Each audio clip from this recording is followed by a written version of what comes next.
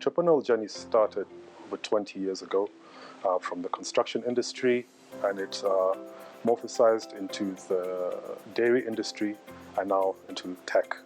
In all these different verticals, we have been trying to create impact in the society, in the different geolocations that we've operated in.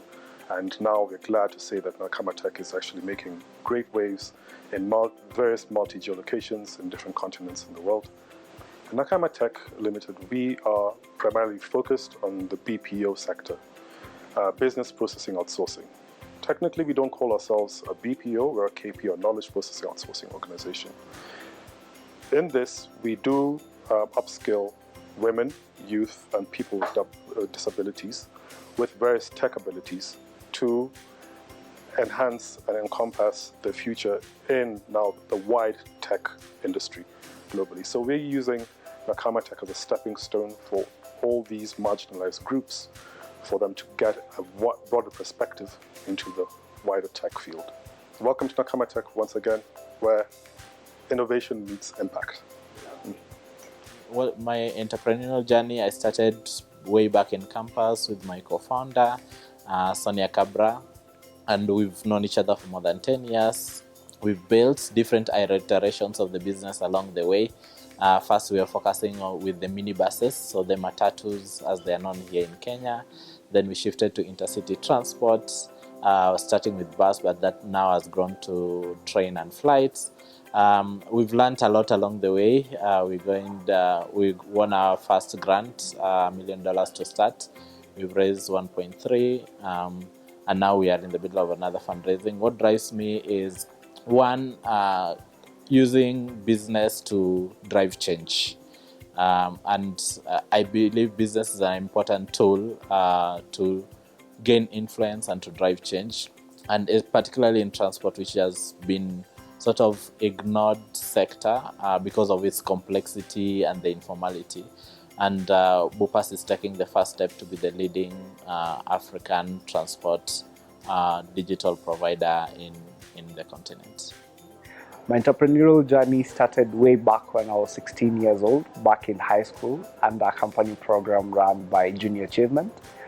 Junior Achievement enabled students to form a company under their umbrella, ideate, present their findings in a nationwide expo. And interestingly, that is where I encountered entrepreneurship. And it's been, I think, 8 years since, and I'm still on the journey. Zenda is an end-to-end digital platform that is enabling neighborhood pharmacies to sell online. So neighborhood pharmacies are characterized by operating in petrol stations. You'll find them in your estates, and then also you can find them in health clinics. So basically, we're enabling them to sell online such that they access telepharmacy through our platform. They're also able to access digitization. So these are pharmacies that we find operating in pen and paper. So we get them on board to our platform, and they're able to have their inventory management digitized. And when they've worked with us long enough, we're able to unlock embedded financial products for them. So I guess my entrepreneurial journey began, my first business was when I was at school. I formed a group of musicians, and we used to go out, play on the streets, and collect money, then get business to go and play at events. And I guess that's when I caught the entrepreneurial bug. It was great fun. I loved the idea of like creating something from new, building something, making money, creating value. Fast forward, several decades. We started AMI 10 years ago. With a vision for building management capacity across Africa. So AMI is an EdTech scale-up, and we leverage technology to deliver workplace learning to Africa's ambitious companies and talent. Yeah, so my background is unique in that, born and raised in Kenya, but really had a finance background. So I spent about a decade in banking and private equity. In 2021, I really had this calling to go on the other side, the entrepreneurship side, and it came from the realization that agriculture is a huge potential that's untapped in our African markets. And so I decided to set up Satao, which I did in 2021. The premise being that we hope to leverage the power of agriculture to drive sustainability across sectors. Whichever sector it is, we want to leverage the power of agriculture, improve sustainability, empower our local farmers, and hopefully drive change through the agricultural sector.